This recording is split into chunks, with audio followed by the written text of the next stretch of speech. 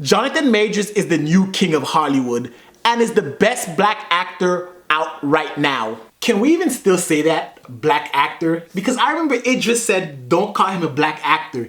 He's just an actor. Even though they ain't want the to play James Bond. But I digress. I don't want to say the best black actor working because I have to give respect to the OGs that came before him and that are still working. Morgan Freeman, Denzel Washington, Will Smith, some of the best actors of all time. Alright, maybe I got a little carried away with that last part, but he is the new king of Hollywood. And I'm not just saying that because he's starring in Marvel movies and he's in Creed 3. Because I actually sat back this last weekend and I watched every Jonathan Majors movie. And by all his movies, I'm talking about his movies on his IMDb page. I'm not talking about his school projects. I'm not talking about the movies at his mama house. Because I know some of y'all in the comments gonna say, you ain't see all his movies. I mean his major IMDb credited roles. And yeah, I even watched Gully. I want to re-emphasize just how terrible Gully is. Gully is terrible with a capital trash. And even despite that movie being trash, even despite White Boy Rick being an objectively not good movie, Jonathan Majors still stood above those casts and he really shone above those movies. And recently he dropped this quote where he talks about he doesn't even check the critics' reviews of his movies. He just wants to know what are they saying about him. Because when he comes to work, that boy gonna act. So that had me thinking about a debate I had a couple of years ago with my boys where we were trying to discuss and find out who is the next black Hollywood star. Who's that next guy? Who's the next young up-and-comer? Who's gonna take that mantle? Because we know throughout Hollywood history, there's always that guy. And the debate me and my friends had a few years ago really was, who's the best actor in Hollywood, young black actor working right now. The list is really spicy. If you guys wanna see the list of my top 10 black actors working right now, young black actors, let me know in the comment section below. I can make a whole video about it or a podcast episode. Let me know if y'all wanna see it because this list is spicy because that top 5 is spicy. I have Brian Tyree Henry really high on that list. So if y'all wanna know, let me know in the comment section below. We can really turn this shit up. Before Mandingo and Drum, there was Uncle Tom's Cabin, the real story of how it all happened. Because ever since 1914 when Sam Lucas played in Uncle Tom's Cabin, we have had a representation of a black star in Hollywood at some point throughout the decades. So who is that next guy? Back in 2021, I thought it was Daniel Kaluuya. I'm not gonna lie, I had just seen Judas and the Black Messiah. I am a revolutionary. I am a revolutionary.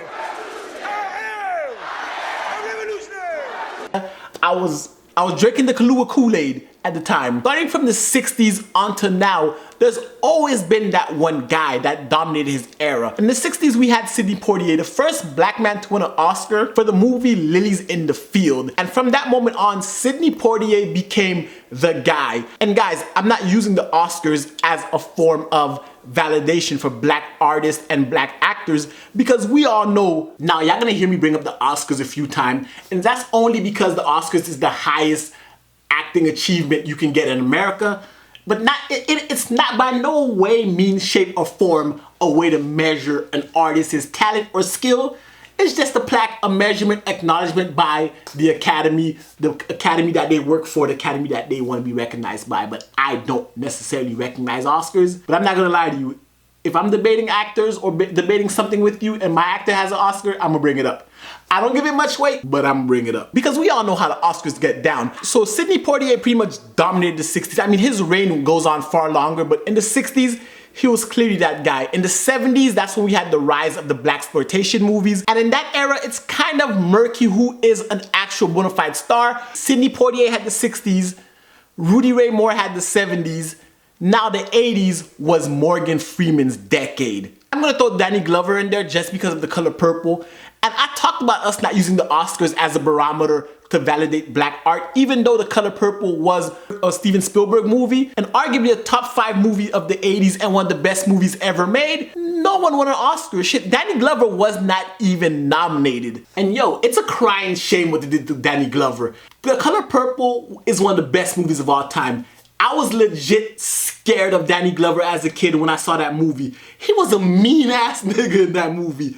And if you can't recognize that, now y'all see why I don't give the Oscars much weight. I was legit scared of this man growing up because he embodied that role, because of the gravity of that movie. So Danny Glover could have been up there, but it's Morgan Freeman. But just as Morgan Freeman was dominating the 80s, in 1989 a movie came out, and that movie was Glory. And Glory was almost as if Morgan Freeman was passing the baton of Best Actor from himself to Denzel. Denzel took that baton and he was out of here.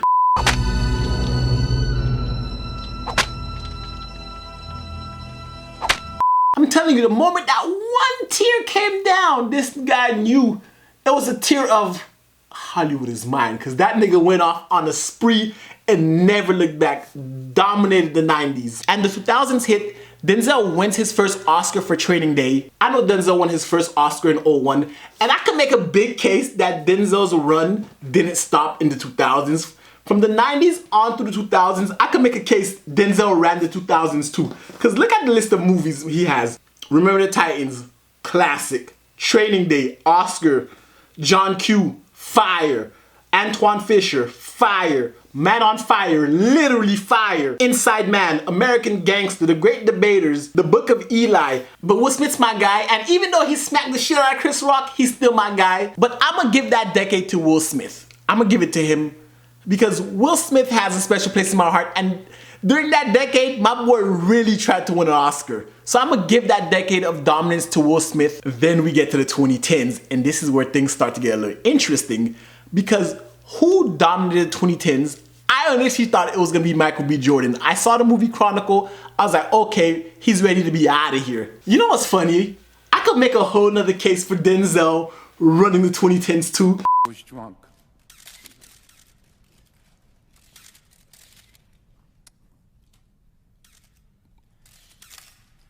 I'm drunk now.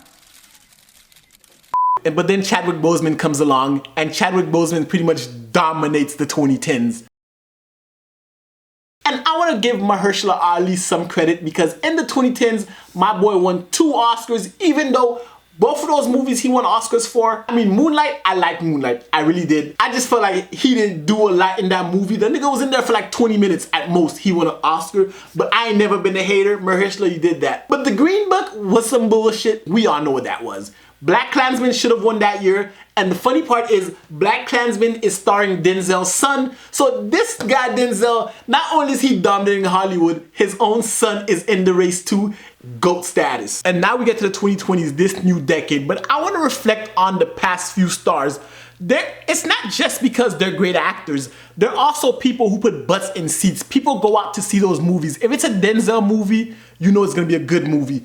If it's a Will Smith movie, I mean, I know not so much now, but back then if it was a Will Smith movie, it's out of here. Morgan Freeman, gone. Chadwick Boseman in the 2010s, out of here. Those were also leading men. And as the 2020s unfolded, I thought it was gonna be Daniel Kaluuya because of Get Out, because of Queen and Slim, because of Judas and the Black Messiah. I thought he was that guy. Someone who just popped out of the scene, and we didn't pay him no mind up until 2020. When Lovecraft Country came. And from that moment on, we started following his career. We saw his evolution. We're like, yo, this nigga can act. I'm not gonna hold you. I'm looking at my notes here. Jonathan Majors, 2017, 2018, let's say that's when he's coming on the scene. Jonathan Majors was a nobody. Then he stars in Hostels. White Boy Rick, trash movie, but he stands out. Out of the Blue, meh. Captive State, meh. Last Black Man San Francisco, I was like, yo, he can act. Jungle Land, pretty good movie, he did his thing. Gully, terrible, he did his thing. The Five Bloods, Lovecraft Country, Harder They Fall, Devotion, Ant-Man, Quantumania, movie was not so good. Kang, phenomenal. Creed 3, good movie. His character, Damien, out of here. This nigga came out of nowhere, and the past 5-6 years took Hollywood by storm and is the leading man in Hollywood. Like, through everything I just talked about, every era has their guy, and now not only is he just 5-6 years into major Hollywood production, this man is leading the Marvel Cinematic Universe, the most successful franchise of all time. He is the linchpin, the pinnacle. He is the star of the current iteration, the current phase of the Marvel Universe. He's starring in Creed 3. I don't know if you guys have seen Creed 3 or not, But in Creed 3, you see Jonathan Majors and Michael B. Jordan. Acting skills on display. Michael B. Jordan, Jonathan Majors is insane.